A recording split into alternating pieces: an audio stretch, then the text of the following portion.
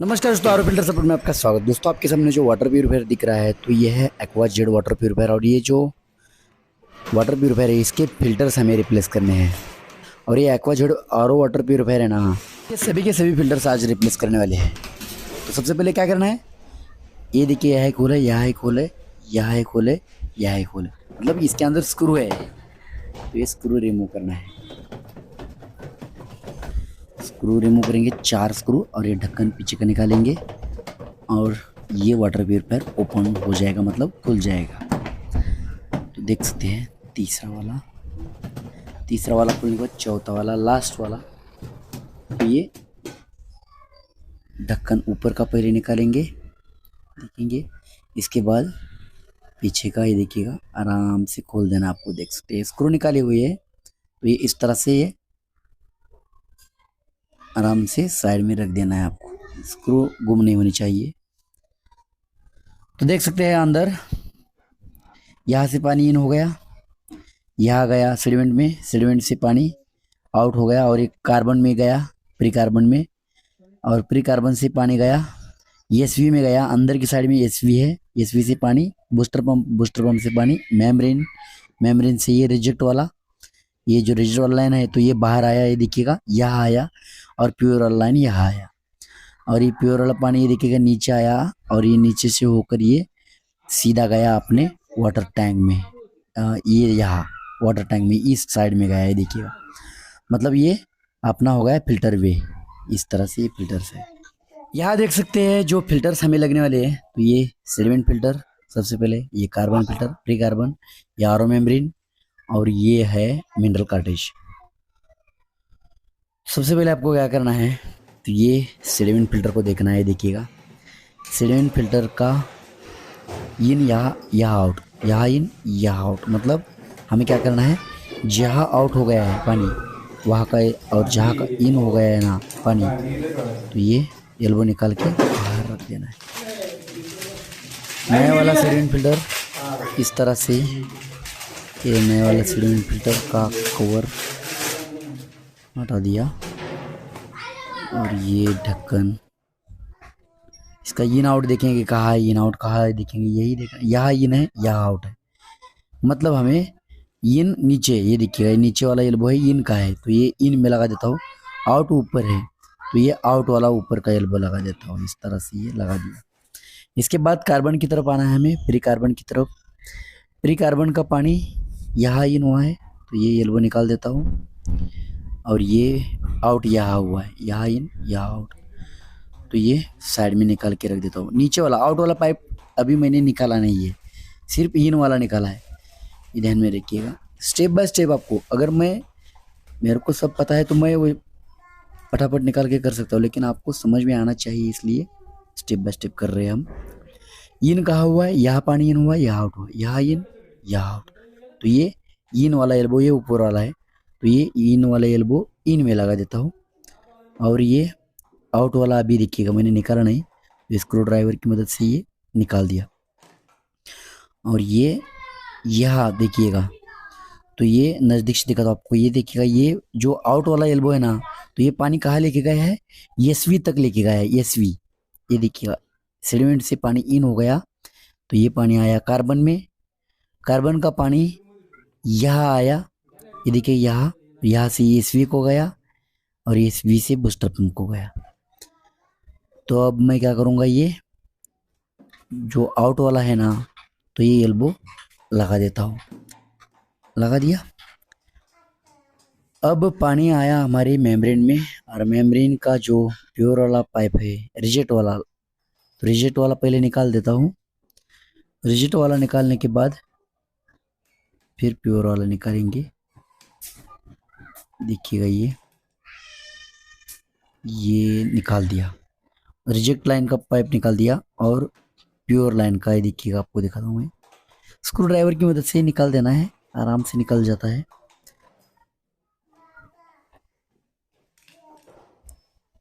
तो ये pure line का भी पाइप निकाल दिया मैंने, और ये मेम्ब्रेन बाहर खींच दिया। लेकिन दोस्तों यहाँ निकालते समय एक इंसिडेंट हुआ, ये देखिएगा ये एल्बो एल्बो के जो थ्रेड है ना, तो ये अंदर टूट के रह गए, हाउसिंग के अंदर टूट के रह गए। तो ये हाउसिंग अब हम इस्तेमाल नहीं कर सकते। इसको मैं साइड में निकाल के आपको दिखाता हूँ। तो ये हाउसिंग हम रिप्लेस नहीं करने वाले थे, लेकिन ये देखिएगा, एल्बो का जो स्क्रू टैप है या फिर थ्रेड है, तो ये थ्रेड अंदर टूट के रह गया है, देखिएगा। तो ये हाउसिंग हमें फेंक देना पड़ेगा, दूसरा हाउसिंग लगाना पड़ेगा। लेकिन दूसरा हाउसिंग मेरे पास नहीं है, सील्ड मेम्ब्रेन लगा देता हूँ। ये ओपन मेम्ब्रेन हम लगाने वाले थे इस हाउसिंग के अंदर, इस हाउसिंग के अंदर डालने वाले थे, इस हाउसिंग के अंदर, हाउसिंग 2 के। तो अब हम ये ओपन मेम्ब्रेन इस्तेमाल नहीं कर सकते, हमें कंसील्ड मेम्ब्रेन, ये कंसील्ड मेम्ब्रेन इस्तेमाल करना पड़ेगा। तो ये कंसील्ड मेम्ब्रेन का फ़ायदा क्या है, इसको हाउसिंग अलग से लगाने की, फिटिंग करने की ज़रूरत नहीं होती है, ये कंपनी फिटेड ही होता है मेम्ब्रेन। कंसील्ड जो मेम्ब्रेन होता है ना, तो ये कंपनी फिटेड हाउसिंग के साथ ही फिटिंग होता है। तो ये देख सकते हैं, यहाँ सेंटर वाला प्योर का और साइड वाला रिजेक्ट का, तो ये, और यहाँ इन वाला, मतलब यहाँ से पानी इन होगा। तो ये पानी कहाँ से इन हो गया है, ये एल्बो यहाँ लगेगा, ये देखिएगा, ये एल्बो यहाँ लगेगा। तो इसलिए हमें क्या करना पड़ेगा, पहले वाला जो स्टेम एल्बो है ना, पहले मेम्ब्रेन वाला, तो स्टेम एल्बो निकाल के रखना पड़ेगा। ये देखिएगा, ये स्टेम एल्बो निकाल के रखता हूँ, और यहाँ लगेगा पुश फिट, देखिएगा ये पुश फिट लगा दिया मैंने। और ये पुश फिट है मेम्ब्रेन का जो इन वाला है ना, तो यहाँ लगेगा ये बूस्टर पंप से पानी आया हुआ है। अभी ऊपर देखिएगा, ये ऊपर एक स्टेम लगा हुआ है, इसको भी रिमूव करता हूँ, यहाँ पुश फिट लगा देते हैं। और ये पुश फिट है ना, तो ये प्योर साइड में लगेगा, जो मिनरल कार्टेज का इन है ना, वहाँ लगेगा। सेंटर साइड वाला रिजेक्ट वाला लगा देता हूँ मैं, और सेंटर वाला, जो सेंटर वाला है ना, तो ये देखिएगा, ये एल्बो सेंटर में लगेगा, देख सकते हैं सेंटर में प्योर है ना, तो ये सेंटर में लगेगा। और इस जगह पे लगेगा मिनरल कार्टेज,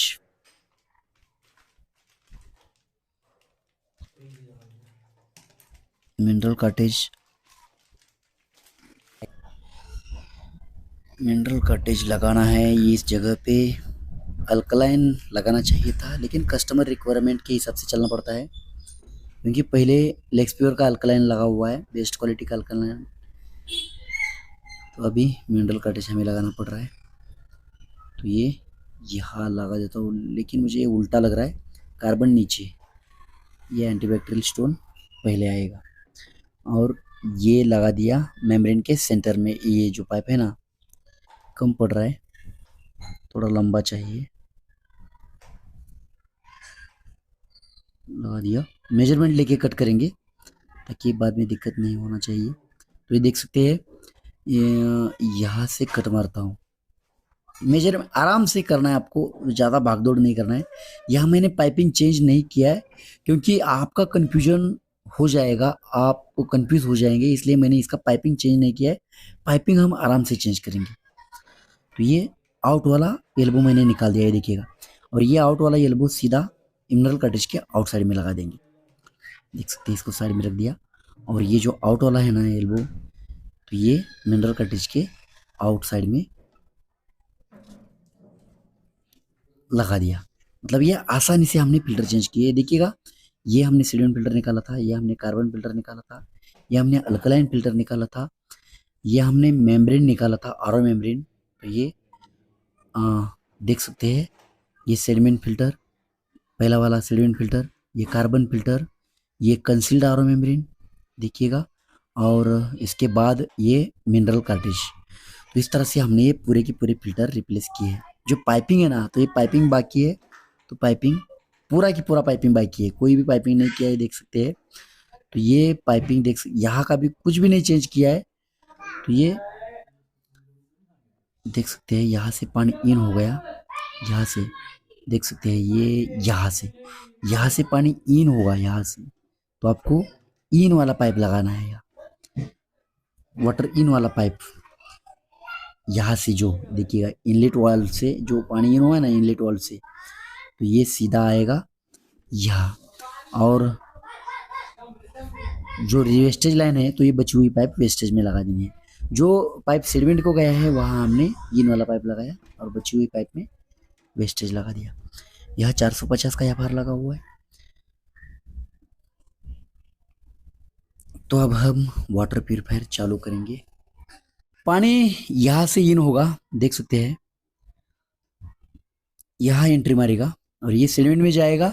सेडिमेंट से पानी आगे जाएगा कार्बन में, लेकिन कार्बन का और सेडिमेंट का जो खोले पार्टिकल्स है इस फिल्टर के अंदर के और ये रहे तो ये निकाल के लेने हैं हमें।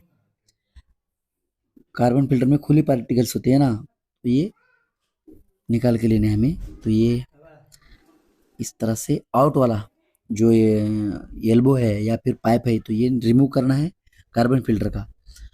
एयर जरूर रिमूव करना है आपको और खुले पार्टिकल्स भी रिमूव हो जाएंगे इसके बहाने। तो एक पाइप और एल्बो एक्स्ट्रा लेना है आपको, ये देखिएगा इस तरह से। और ये कार्बन फिल्टर के प्री कार्बन फिल्टर के आउटसाइड में लगा देना है। आउटसाइड में लगाने के बाद यहाँ देखिएगा, यहाँ से चालू करना है आपको ये पानी। यहाँ से पानी चालू करने के बाद राह देखनी है आपको, पानी आएगा। वाटर प्यूरिफायर चालू करने की जरूरत नहीं है क्योंकि सेडिमेंट और कार्बन को बूस्टर पंप के पहले हमने वाटर कनेक्शन दिया है और बूस्टर पंप के पहले ही वाटर कनेक्शन देना है आपको। अगर आपका इनपुट वाटर का प्रेशर बेटर है तो, इनपुट वाटर का प्रेशर अगर बहुत कम है तो आपको सीधा बूस्टर पंप को पानी देना है क्योंकि बूस्टर पंप पानी खींचेगा। तो ये देखिएगा ये पानी आ रहा है और बेटर यही रहेगा, पहले सेडिमेंट बाद में कार्बन बूस्टर पंप के पहले लगाइएगा। तो देख सकते हैं। तो ये पानी थोड़ा आपको वेस्ट जाने देना है, 1-2 लीटर पानी जाने देना है। इसके बाद क्या हो जाएगा, ये रिमूव करना है आपको जो हमने पाइप एक्स्ट्रा पाइप लगाया था और जैसे पहला हमने लगाया था वैसा आउट वाला पाइप या फिर एसवी की तरफ जाने वाला पाइप लगा देना है। अब हमें क्या करना है, जो एसएमपीएस है तो इसको साइड में निकाल के रखना है क्योंकि अगर वाटर प्यूरिफायर चालू होने के बाद लीकेज हो जाता है पानी तो ये एसएमपीएस के ऊपर गिर जाएगा। तो ये सावधानी के तौर पर हम इसको साइड में निकाल रहे हैं, बाद में अंदर डाल देंगे अगर कोई लीकेज नहीं है तो, या फिर कंफर्म हो जाएगा कि लीकेज नहीं है तो बाद में अंदर डाल देंगे। पिन कहाँ है, तो ये पिन को लगा देंगे हम प्लग में। यहाँ नहीं पहुँच रही है तो ये नज़दीक वाला प्लग, ये देखिएगा नज़दीक वाले प्लग में लगा देते हैं। नज़दीक वाले प्लग में लगा दिया और water connection on, electric supply on हो गया, वाटर प्यूरिफायर चालू हो गया। देख सकते हैं अपना वाटर प्यूरिफायर चालू हो गया। रिजेक्ट वाटर आ जा भाई, रिजेक्ट वाटर सबसे पहले आएगा, इसके बाद ही प्योर वाटर आएगा।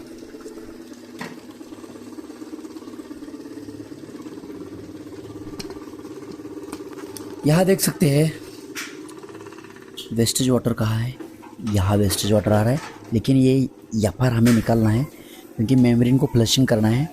मेम्ब्रेन को भी फ्लश आउट करके लेना है आपको, फिर बाद में एफआर लगाना है। तो ये कट मार देता हूँ यहाँ से और ये मेम्ब्रेन फ्लश आउट हो जाएगा। और इसके बाद जो एफआर के अंदर बचा हुआ पाइप है तो ये पाइप रिमूव करेंगे और अपना वाटर प्यूरिफायर चालू हो जाएगा। ये लीकेज है, यहाँ से देखिएगा कार्बन से लीकेज हो रहा है, कार्बन फिल्टर से थोड़ा देखिएगा, थोड़ा प्रेस किया मैंने तो ये लीकेज थम गया। तो हो गया लीकेज का कोई मैटर नहीं, अभी ख़त्म हो गया लीकेज। अब यहाँ मेम्ब्रेन फ्लशिंग हो चुका है और ये एफआर, वैसे तो एफआर नया लगाना चाहिए, फ़िलहाल मेरे पास नहीं है तो ये मैं पुराने से ही ट्रायल लूँगा और ये वीडियो रिकॉर्ड होने के बाद एफआर ला के यहाँ लगा दूँगा। एफआर नया लगाइएगा, एफआर नया होना चाहिए। ये एफआर यहाँ लगा देता हूँ। जैसे ही मैं एफआर लगाता हूँ वैसे प्योर वाटर आएगा क्योंकि वाटर सिस्टम के ऊपर प्रेशर क्रिएट हो जाएगा तो प्योर वाटर आएगा ही आएगा। तो ये लीकेज, तब तक आपको लीकेज चेक करते रहना है। जब तक प्योर वाटर नहीं आता है तब तक आपको लीकेज चेक करते रहना है। देखिएगा प्योर वाटर आ रहा है क्या, नहीं आ रहा है। तो ये प्योर वाटर क्यों नहीं आ रहा है, तो इसके पीछे का रीज़न दोस्तों ये है कि अभी मिनरल कटेज पानी यहाँ तक आया है। तो ये पानी यहाँ से ये ऊपर आ गया, देखिएगा आ गया, क्योंकि मिनरल कटेज अभी भर चुका है और प्योर वाटर भी आने लगा है। प्योर वाटर आ रहा है, देख सकते हैं प्रॉपर ढंग के साथ, प्रॉपर फ्लो के साथ प्योर वाटर आ रहा है। लीकेज है क्या यार, लीकेज देखना है, सबसे पहले देखते रहना है लीकेज, किधर भी लीकेज नहीं है। देख सकते हैं यहाँ से मैं देख रहा हूँ वन बाय वन चेक कर रहा हूँ, तो ये लीकेज थोड़ा भी नहीं है, देख सकते हैं। अब लीकेज चेक करके हो गया है, अब इसका TDS चेक करेंगे। और जो प्रॉपर फ्लो के साथ पानी आ रहा है यार, बहुत बेस्ट फ्लो है। अब इसका हमें TDS चेक करना है। देखिएगा ये TDS रजिस्टर यहाँ है।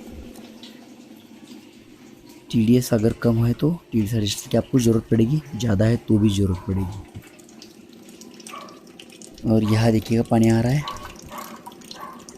अब हमें एक TDS मीटर की ज़रूरत पड़ेगी और ये TDS मीटर है मेरे पास, देखिएगा। तो ये TDS मीटर, इसकी लिंक मैं डिस्क्रिप्शन दे देता हूँ, अगर आपको इसको परचेज़ करना है तो आप परचेज़ कर सकते हैं। काफ़ी बेहतरीन इसका परफॉर्मेंस है। तो ये पानी लिया मैंने और ये चेक करते हैं, देखिएगा कितना है TDS, 48, मतलब TDS कम है।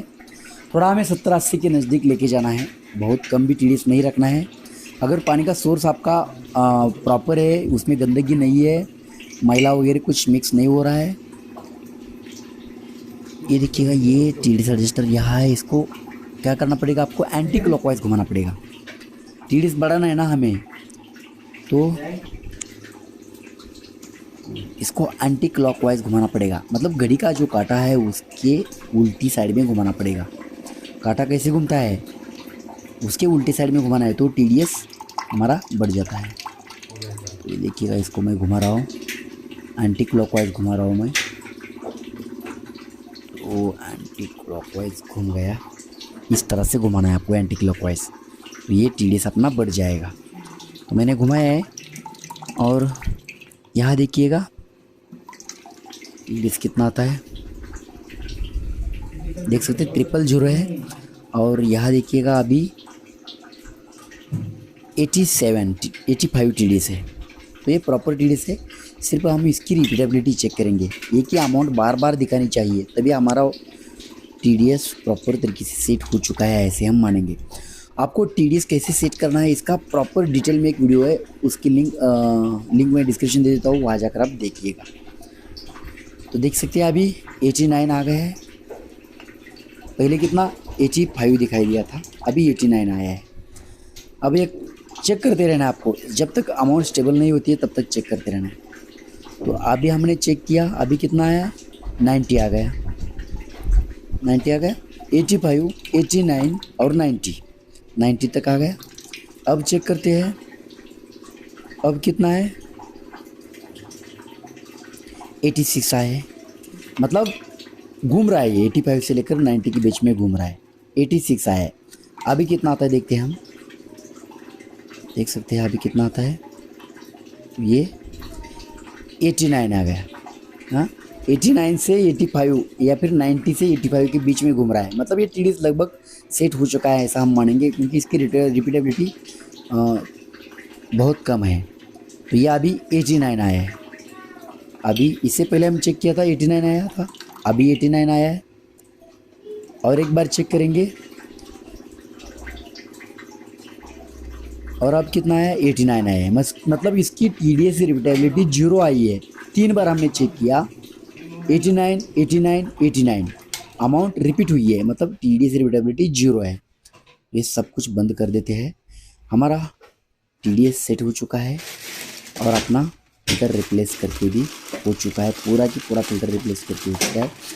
ये SMPS पहले जैसा था वैसे लगा देना है, देख सकते हैं ये इस तरह से लगा देना है। और ये वाटर नहीं, इलेक्ट्रिक सप्लाई रिमूव कर देना है। और यहाँ लगा देना है इस तरह से, प्रॉपर तरीके से केबल सेट कर देना है। इसके बाद ढक्कन लगा देना है, बाकी कुछ भी नहीं है। देखिए ये ढक्कन लगा देना है, स्क्रू टाइट करना है, जैसे हमने स्क्रू निकाली थी वैसे लगा देना है, बाकी इसमें कुछ भी नहीं है। ये प्रॉपर इस तरह से देखिएगा, स्लॉट में फंसना चाहिए ढक्कन की जो हुक है, तो ये स्लॉट में फंसनी चाहिए। इस तरह से ये लगा के स्क्रू टाइट करके लेना है। तो ये वाटर प्यूरीफायर की फिल्टर्स रिप्लेस करके हो चुके हैं दोस्तों। आशा करता हूँ ये वीडियो आपको काफ़ी अच्छा लगा होगा, नहीं तो सब्सक्राइब कर दीजिए, पुराने तो लाइक कीजिएगा।